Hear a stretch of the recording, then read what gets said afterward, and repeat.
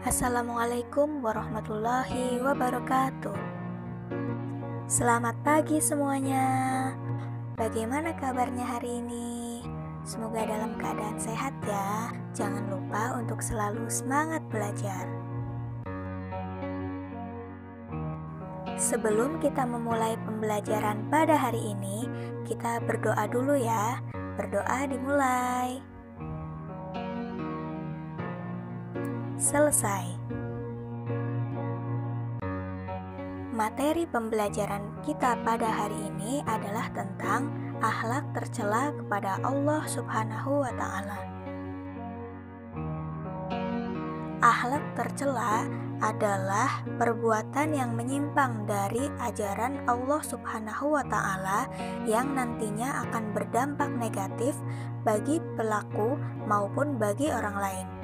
Di antara akhlak tercela adalah riya dan nifak. Yang pertama, riya. Apa itu riya? Riya dalam bahasa Arab berarti memperlihatkan atau memamerkan. Secara istilah, riya yaitu memperlihatkan sesuatu kepada orang lain, baik barang maupun perbuatan baik yang dilakukan, dengan maksud agar orang lain dapat melihatnya dan akhirnya memujinya. Hal yang sepadan dengan riya adalah sum'ah, yaitu berbuat kebaikan agar kebaikan itu didengar orang lain dan dipujinya. Walaupun kebaikan itu berupa amal ibadah kepada Allah Subhanahu wa Ta'ala, orang yang sum'ah dengan perbuatan baiknya berarti ingin mendengar pujian orang lain terhadap kebaikan yang ia lakukan. Dengan adanya pujian tersebut, akhirnya masyhurlah nama baiknya di lingkungan masyarakat. Dengan demikian, orang yang riya berarti juga sum'ah, yakni ingin memperoleh pujian dari orang lain atas kebaikan yang dilakukan. Beberapa dalil tentang riya diantaranya adalah hadis dari Rasulullah Shallallahu Alaihi Wasallam, Quran Surat An-Nisa ayat 142, Quran Surat Ali Imran ayat 188, Quran Surat Al-Ma'un ayat 4-6.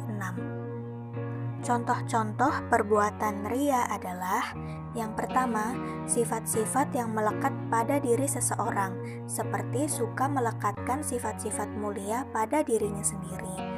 Hal-hal yang cenderung dipamerkan itu misalnya keelokan dirinya, pakaian atau perhiasan, jabatan di tempat kerja, dan status sosial lainnya. Yang kedua, seseorang menyantuni anak yatim di hadapan banyak orang dengan maksud agar ditayangkan di TV atau radio. Adapun akibat buruk dari riya antara lain, yang pertama, menghapus pahala amal baik. Yang kedua, mendapat dosa besar karena riya termasuk perbuatan syirik kecil. Dan yang ketiga, tidak selamat dari bahaya kekafiran karena riya sangat dekat hubungannya dengan sikap kafir. Yang kedua adalah nifak. Apa itu nifak? Kata nifak berasal dari kata nafika al-yarbu, yang artinya lubang hewan sejenis tikus. Lubang ini ada dua. Ia bisa masuk ke lubang satu, kemudian keluar lewat lubang yang lain. Demikianlah gambaran keadaan orang-orang munafik. Satu sisi menampakkan Islamnya, tetapi di sisi lain ia amat kafir dan menentang kepentingan agama Islam. Nifak adalah perbuatan menyembunyikan kekafiran dalam hatinya dan menampakkan keimanannya dengan ucapan dan tindakan. Perilaku seperti ini pada hakikatnya adalah ketidaksesuaian antara keyakinan, perkataan, dan perbuatan. Atau dengan kata lain, tindakan yang selalu dilakukan adalah kebohongan, baik terhadap hati nuraninya, terhadap Allah Subhanahu wa Ta'ala, maupun sesama manusia. Pelaku perbuatan nifak disebut munafik. Berkaitan dengan itu, Allah berfirman dalam Quran Surat Al-Baqarah ayat 14. Ada dua kategori nifak. Yang pertama adalah nifak i'tiqadi, Nifak iktikadi adalah suatu bentuk perbuatan yang menyatakan dirinya beriman kepada Allah Subhanahu wa Ta'ala, sedangkan dalam hatinya tidak ada keimanan sama sekali. Dia sholat, bersedekah, dan beramal soleh lainnya, namun tindakannya itu tanpa didasari keimanan dalam hatinya. Yang kedua adalah nifak amali. Nifak amali adalah kemunafikan berupa pengingkaran atas kebenaran dalam bentuk perbuatan. Adapun ciri-ciri orang yang nifak antara lain, yang pertama, tidak mampu menegakkan sholat kecuali dengan malas-malasan. Ia merasa ragu terhadap balasan Allah di akhirat. Yang kedua, hanya berpikir jangka pendek, yaitu kekayaan duniawi semata. Yang ketiga, terbiasa dengan kebohongan, ingkar janji, dan khianat. Yang keempat, tidak mampu beramar ma'ruf nahi mungkar.